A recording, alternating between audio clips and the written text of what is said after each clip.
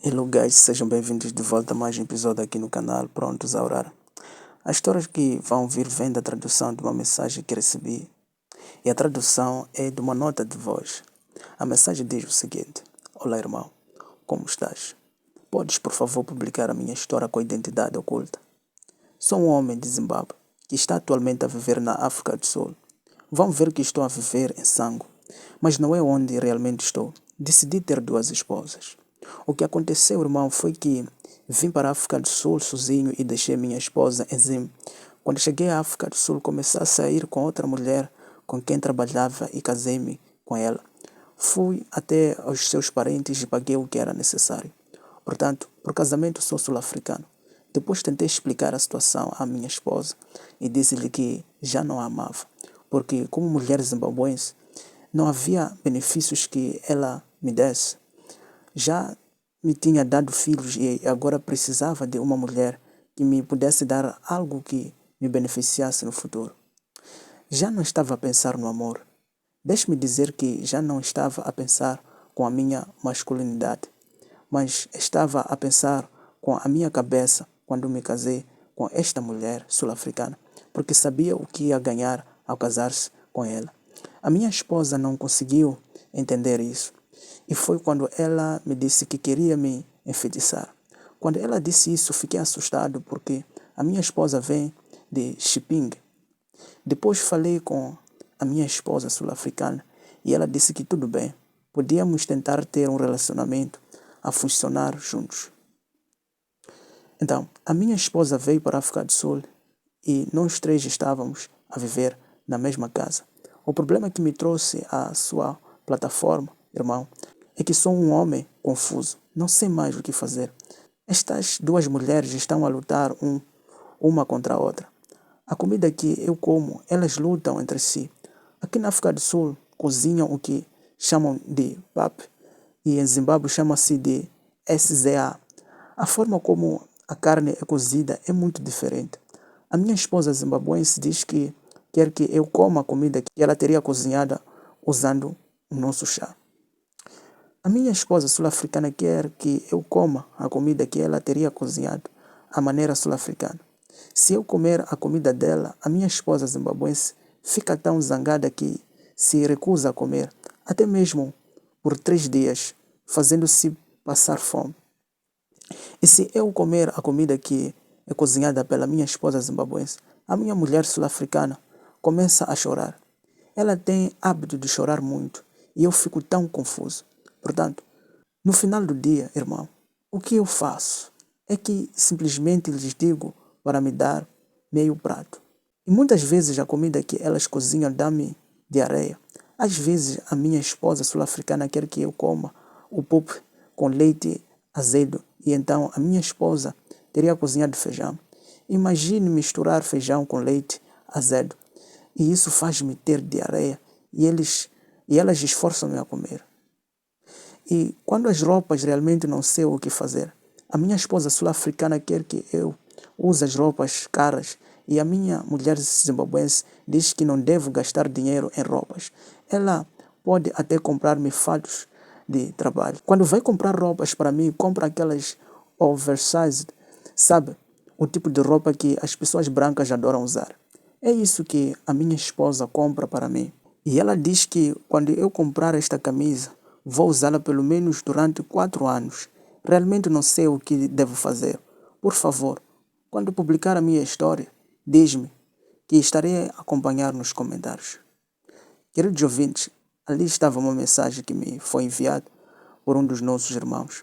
Vamos tentar falar com ele na seção de comentários. Coisas estranhas realmente acontecem neste mundo. Depois há uma outra mensagem que me foi enviada pela nossa querida irmã. A mensagem diz o seguinte: Olá irmão, como estás? Pode por favor publicar a minha história com identidade oculta? Sou uma mulher que costumava viver em Zim e agora estou a viver aqui em Den. O que aconteceu, irmão, foi que havia um rapaz com quem estava a sair quando estava em casa em Zim. E esse rapaz era pobre, mas eu amava-o. Depois encontrei este homem com quem estou agora. Este homem trouxe-me para a África do Sul e eu apaixonei-me por ele por causa dos carros que ele costumava publicar no Facebook, pela casa que disse que possuía em Durban. Ele tem várias propriedades perto de Durban e disse-me que já foi casado com uma mulher sul-africana, mas não me disse que matou um homem. Então, vi para a África do Sul. Quando cheguei à África do Sul, começamos a viver numa das suas mansões. E a vida, posso dizer, era realmente bonita. E foi então que ele me disse que matou um homem. Ele matou este homem depois de este ter vindo atacá-lo. E mais tarde ganhou o caso no tribunal porque disseram que foi em legítima defesa. Mas este homem confessou-me que não matou este homem em legítima defesa. O que aconteceu foi que este homem que ele matou era um ex-marido para sua esposa sul-africana. E foi então que o homem veio atacá-lo e ele o matou, porque ele é alguém muito rico.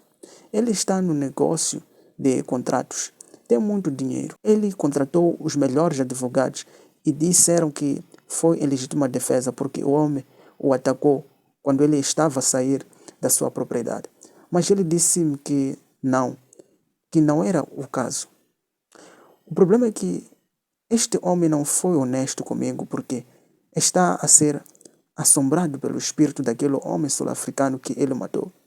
Ele atirou para a morte quando me trouxe para a África do Sul. Ele e a esposa falaram sobre isso. Depois fiquei grávida e não sabia que fazia parte do ritual que estavam a fazer para afastar o espírito daquele homem que mataram. Então, sacrificaram o meu bebê após o parto. O bebê morreu e isso magoou-me bastante.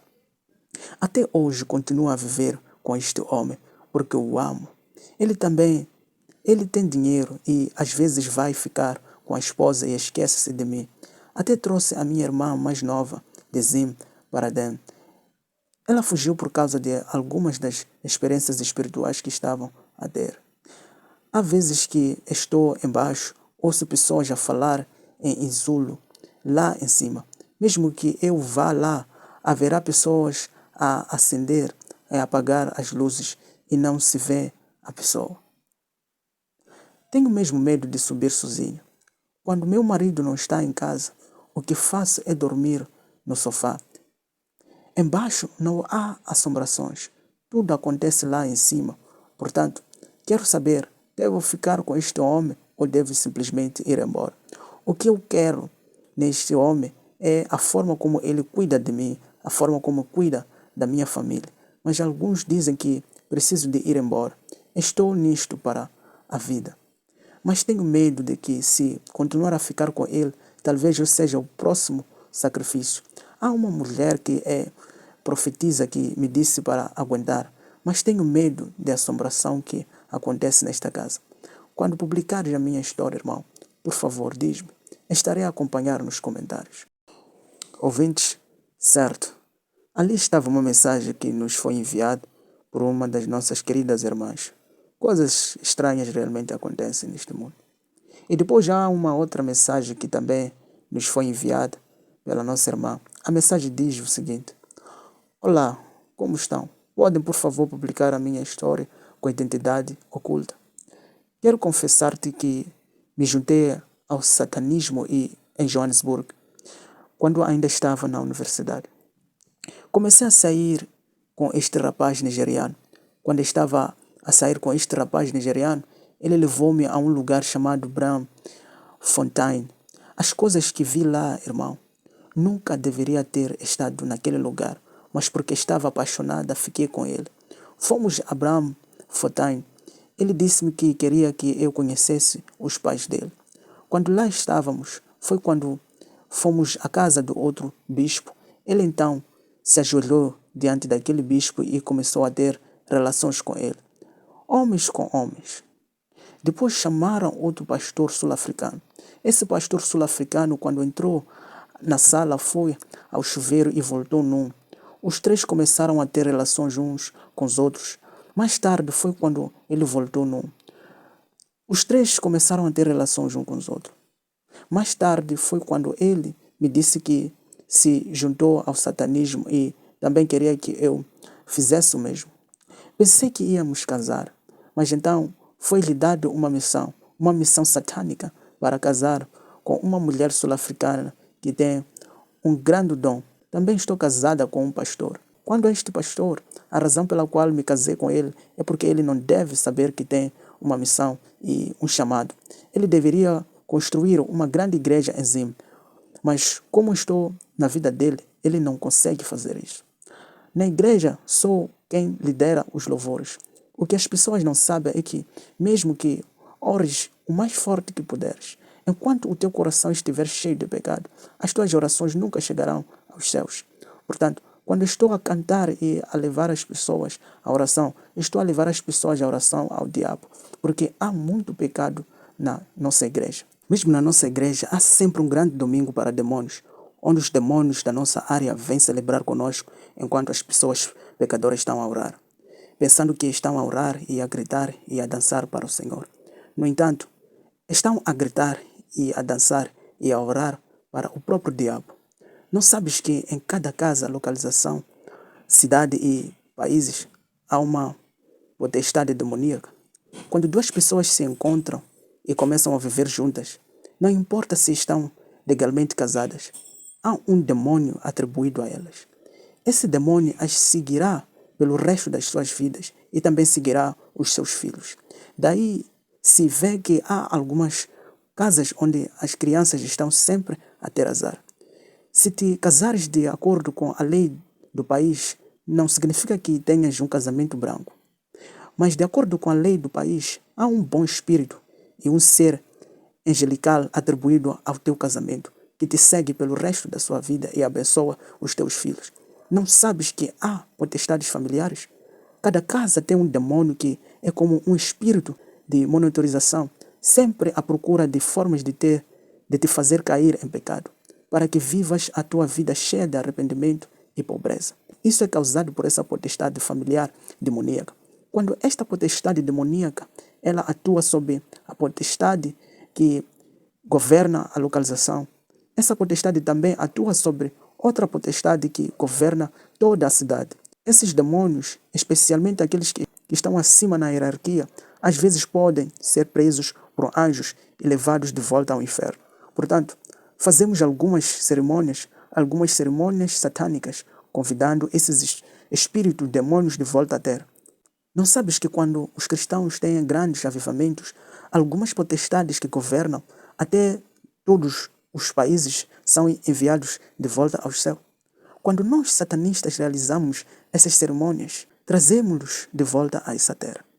A maioria das pessoas não sabe que quando vão à igreja, se nessa igreja não está Deus, acabarão por adorar o diabo.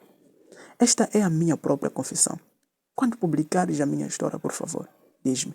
Estarei a acompanhar nos comentários. Quanto ao meu marido, ele não sabe que está a viver como satanista. Na nossa igreja, as pessoas preferem competir quando estão a prometer dinheiro. Mas o que não sabe é que quando tens dinheiro, não significa que tens também o Espírito do Senhor a viver em ti. Podes ser um pecador e mesmo assim ser abençoado por Deus. Queridos ouvintes, ali estava uma mensagem que foi enviada por uma das nossas irmãs.